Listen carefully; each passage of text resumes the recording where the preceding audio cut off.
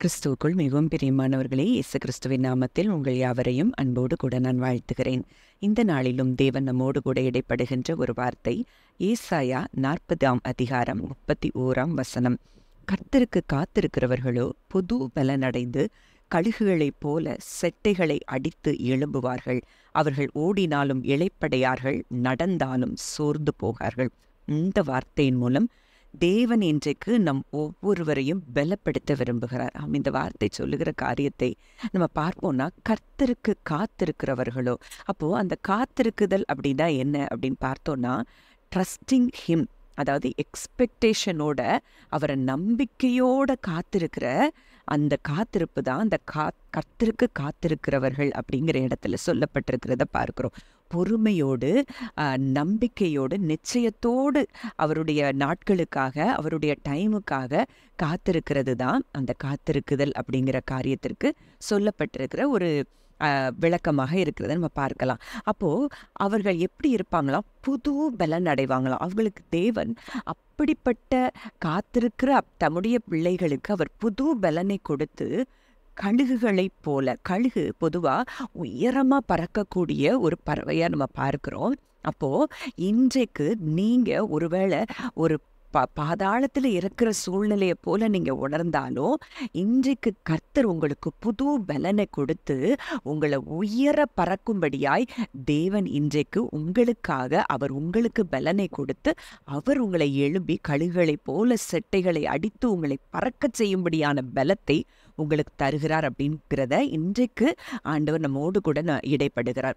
அப்போ இதுல நம்ம பார்க்கும்போது நம்ம பவுல் கூட சொல்றாரு, பிலிப்பியர் 4:13, என்னை பலப்படுத்துகிற கிறிஸ்துவினாலே எல்லாவற்றையும் செய்ய எனக்கு பலன் உண்டு. அப்போ இன்றைக்கு தேவன் உங்களை பலப்படுத்தி அவர் உங்கள் மூலமாய் என்ன செய்ய வேண்டும் என்று சித்தம் வைத்திருக்கிறாரோ அதை நிச்சயமாக செய்து முடிப்பார். நீங்க கழுகுகளைப் போல செட்டைகளை அடித்து உயர எழும்பக்கூடிய காலத்துக்குள் நீங்கள் வந்திருக்கிறீர்கள் என்பதை இன்றைக்கு நீங்க அறிந்து கொள்ளணும். நம்ம அழகா பாட்டெல்லாம் படிக்கிறோம், ஆனா எந்த அளவுக்கு அதை உணர்ந்து நீங்க படிப்பீங்கன்னா, இந்த நாட்கள் நீங்க கழுகுகளைப் போல செட்டைகளை அடித்து உயர எழும்புகிற நாட்களாக இருக்கும். இது செட்டைகளை விரிக்கும் காலம், உயரங்களில் பறக்கும் காலம், உன்னதரின் மகிமை உங்கள் மேல் உதித்திருக்கிறதுனால நீங்க உயரமா நீங்க பறக்க போறீங்க.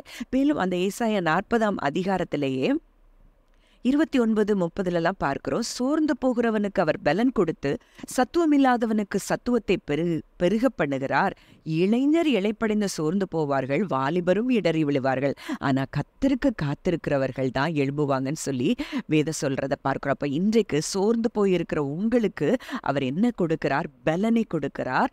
சத்துவமில்லாத உங்களுக்கு சத்துவத்தை பெருக பண்ணுகிறார் என்பதை நீங்க உணர்ந்து கொள்ளணும்.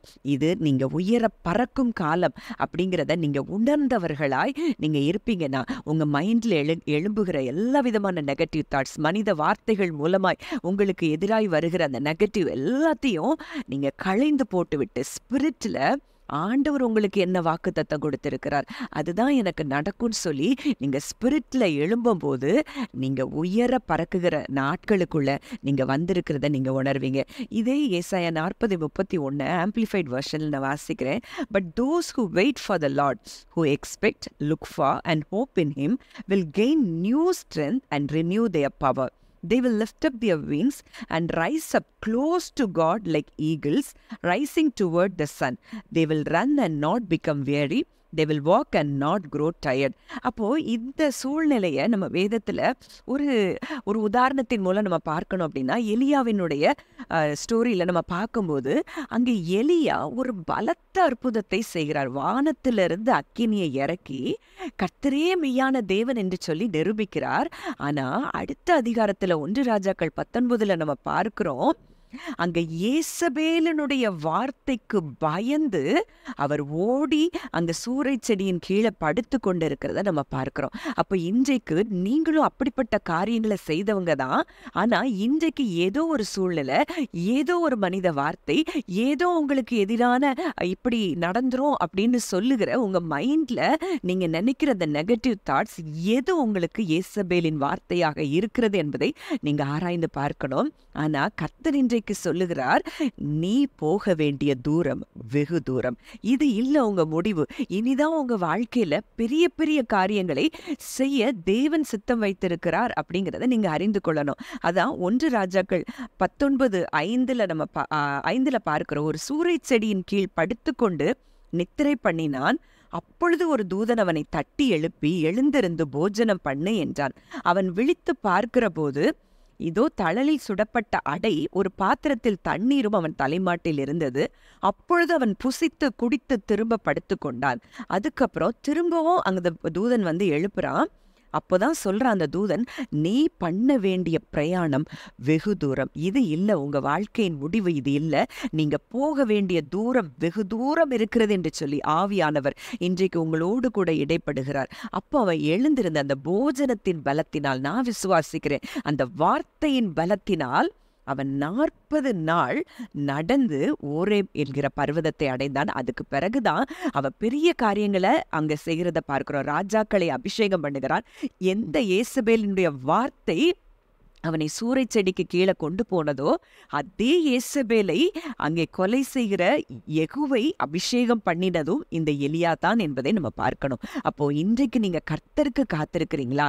அப்போ உங்களுக்கு ஒரு நாளும் எந்த விதத்திலையும் நீங்க வெட்கமடைய மாட்டீங்க. தேவன் உங்களை அப்படியே விட்டுவிட மாட்டார். இன்றைக்கு அவர் உங்களுக்கு பலன் கொடுத்து உங்களை உயர எழும்ப பண்ணுகிற தேவன் உங்களுக்கு உண்டு என்பதை, தகப்பன் உங்களுக்கு உண்டு என்பதை இந்த வார்த்தையின் மூலம் நீங்கள் அறிந்து கொள்ள வேண்டும் என்று சொல்லி விரும்புகிறார். இது செட்டைகளை விரிக்கும் காலம், இது உயர பறக்கும் காலம் என்பதை நீங்கள் அறிந்து கொண்டு தேவனை துதிக்கும் போது இந்த நாட்களில கர்த்தர் உங்களை அப்படியாய் உயர எழும்ப பண்ணுவார். ஜெபிக்கலாம். நல்ல தகப்பனே, நன்றியோடு உம்மை துதிக்கிறோம், ஸ்தோத்தரிக்கிறோம் அப்பா. இந்த வார்த்தையின்படி இதை கேட்டு உம்முடைய பிள்ளைகள் ஒவ்வொருவரும் உயர பறக்கிற காலத்திற்கு கர்த்தர் கொண்டு போகிற கிருபைக்காய் நன்றி செலுத்துகிறோம்.